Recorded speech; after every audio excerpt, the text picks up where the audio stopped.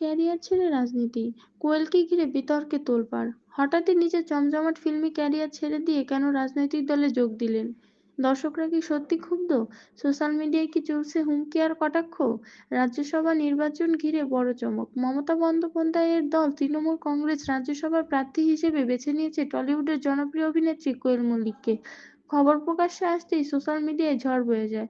কেউ বলেছে এটা সম্পূর্ণ ব্যক্তিগত সিদ্ধান্ত, আবার অনেক দর্শকের মতে কোয়েল নিজের ক্যারিয়ার শেষ করতে এমন সিদ্ধান্ত নিয়েছেন। এই বিতর্কের মাঝেই মুখ খুলেছেন অভিনেতা রুদ্রনীল ঘোষ। তার কথায় কোয়েল ছিলেন সবার প্রিয় এবং সম্মানিত, কিন্তু এখন সোশ্যাল মিডিয়ায় যে পরিমাণ নেগেটিভ কমেন্ট দেখা যাচ্ছে তা তাকে ব্যথিত করছে। রুদ্রনীল বলেন, ঈশ্বর কোয়েলকে সব দিয়েছেন, মানুষের ভালোবাসা শ্রদ্ধা সবই তিনি পেয়েছেন, তাহলে কেন এই সিদ্ধান্ত? তার মতে কোয়েল যদি নিজের আভিজাত্য আর ব্যক্তিত্ব নিয়েই থাকতো তাহলে হয়তো এমন বিতর্ক তৈরি হতো না। অন্যদিকে সম্পূর্ণ ভিন্ন সুর শোনা গেছে অভিনেত্রী ও সাংসদ শতাব্দী রায়ের মুখে। তিনি বলেন, কোয়েল খুব ভালো মেয়ে এবং সিরিয়াস মেয়ে, যে কোনো কাজ সিরিয়াসলি করলে ফল পাওয়া যায়। আমার বিশ্বাস এই ক্ষেত্রেও সফল হবে। প্রসঙ্গত, স্বার্থপর এবং নিতিন মাসি ছবিতে অভিনয় করে দর্শকদের মুগ্ধ করেছিলেন কোয়েল।